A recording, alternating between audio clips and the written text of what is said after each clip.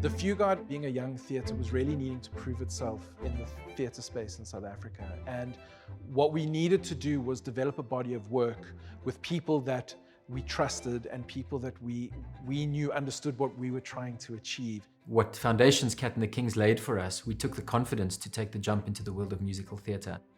Rocky Horror was the first time we did an international commercial show. We took a huge risk. It had been done before in South Africa a couple of times, and it was something that we weren't sure if it should run at the Fugard. Through the brilliant direction of Matthew Wild and his incredible creative team, we created a product which was really attractive. We had planned for it to run for initial 8 weeks, and it landed up running for 44 sold-out weeks between Cape Town and Johannesburg. It set a new record for us at the Fugard. I hate to say the sentence put us on the map, but because so many other local producers had already been creating international replicas, we became a game player. Between the creative team and the producing teams on Rocky Horror, there were so many of us who were doing a big musical for the first time. A lot of us who were really working it out on the hoof as we did it. There was so much excitement and you know, all the passion of attacking something big for the first time. Thank heavens, in between all of that inexperience, there were some really experienced people. Charles Johan, of course, a really experienced musical director who the whole time could help us with ideas of how to do things better or faster or more efficiently. I knew from the word go that it was going to be a challenge doing the musical, because the Fugard had never done anything like that. Matthew had never done that. It was Louisa's first big choreographic job. Louisa and I had worked a lot together, and I knew her skill level. I knew that she would definitely be able to pull it off. So I'd never ever done my own full-length musical choreography. I mean, I'd choreographed sort of bits for studios and things like that. It was so daunting. I actually felt physically ill. And I was like, do I do this? Should I do this? Shouldn't I do this? That creative team of Matthew Wild, Charles Johan Lingenfelder, Louisa Talbot, what they created was just beautiful. It then evolved into Cabaret, Funny Girl, West Side Story, and then Kinky Boots was the last one they did together. One of the criticisms that the Fugard drew was that we seemed to work with only a small amount of creatives. David Kramer, Matthew Wild, Charles Johan Lingenfelder, Louise Talbot. But there was a very particular reason behind it. The Fugard, being a young theatre, was really needing to prove itself in the theatre space in South Africa. And what it allowed us to do was to generate a huge amount of work. I mean, just in terms of volume, at a pace that I think not many other theatres could achieve with such a small team, because effectively these creatives became part of our team. Those early years, we were going for it. It sometimes was hard to slow down and take a breath, which at times was probably what was needed. But we were moving. We were moving at a pace, and we were unhindered by obstacles that might exist in other theatres. One of the big challenges of working in the Fugard Theatre space was that it was a converted building. It hadn't initially been built to be a theatre. So there was no wing space and no fly tower, which is really tricky when one is doing a musical with a lot of different scene changes. Because the space was so small, and because the ideas that we were trying to pull off were so big, we really had to rely on technology. So things like video mapping, surround sound. In some ways, I think the Fugard became kind of a trailblazer.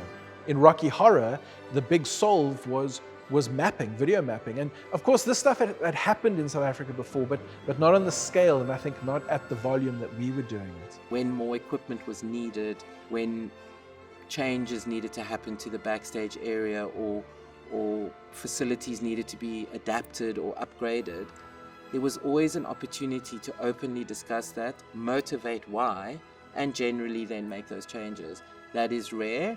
And that is a gift. And it was because Eric enabled that. If we needed a media server, we got a media server. If Charles needed a particular sound card to create an incredible sound design, he got that. Because it was all about pushing the boundary and seeing how good can we make this? How far can we push it to give the audience the very, very best?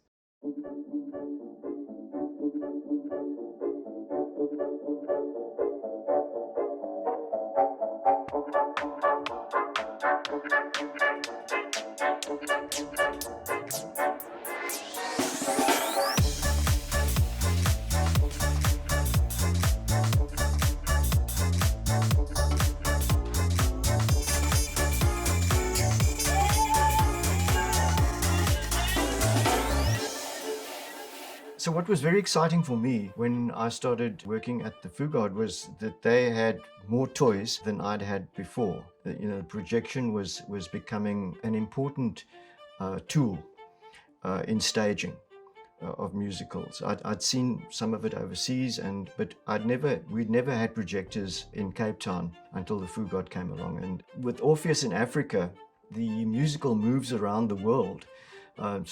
Starting in America and then going to Scotland and then came into Cape Town, South Africa. That one was solved through projection.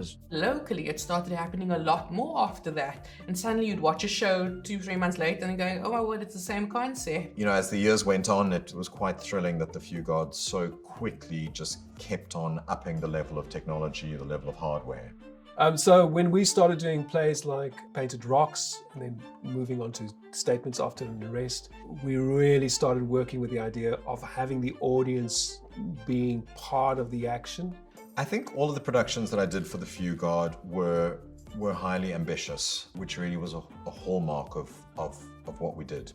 The way in which the Fugard pushed us all to really dig into our craft of what we did and really make sure you become so good, because the responsibility was so great. Like the Fugard was beginning to become world-renowned in terms of what it's doing for South African theatre.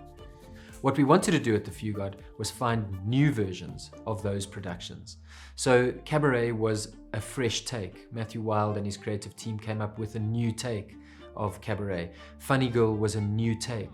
So while we would use the scoring and the orchestration for those productions, we would restage them entirely. Louisa Talbot's choreography was inspirational in the Rocky Horror Show, Cabaret and Funny Girl, all of which of course worked up to West Side Story. West Side Story was an absolutely mammoth shift in scale for all of us. I'm a pretty optimistic, enthusiastic person, and even I had my doubts at times when I realized the scale of the production that I was trying to produce with the team. Like at the time, you kind of go, what are we thinking? Are we sure? Are we sure? This was kind of 3 sizes bigger than what one normally does. Like the Artscape opera stage is big.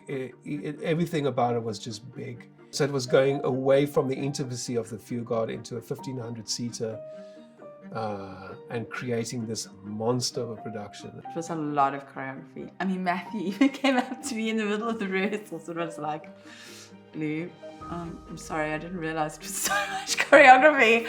And I was like, yes! What was really remarkable about that production was seeing literally hundreds of people in South Africa coming together from diverse backgrounds, working together, collaborating, because that's the essence of theatre, right, is collaboration. And how they all came together with their own expert specialities, bringing them together to make this monstrosity work. There were over 120 people on that stage every night presenting this production. And it was thrilling to us because it was the first time we ever did it.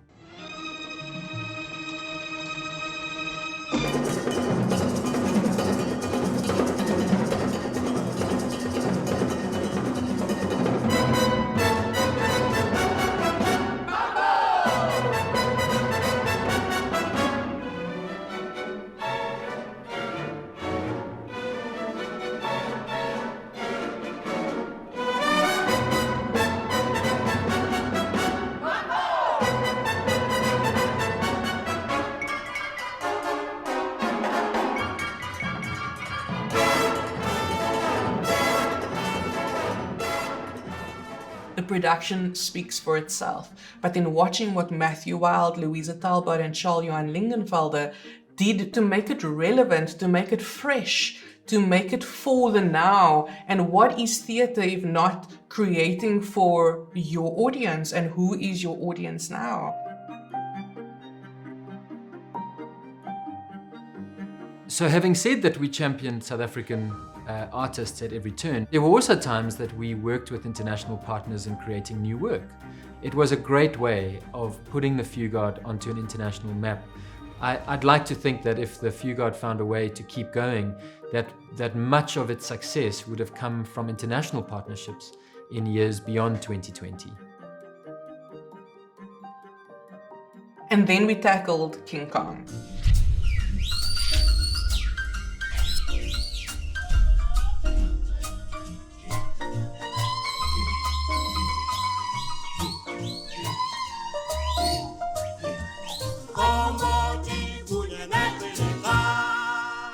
team.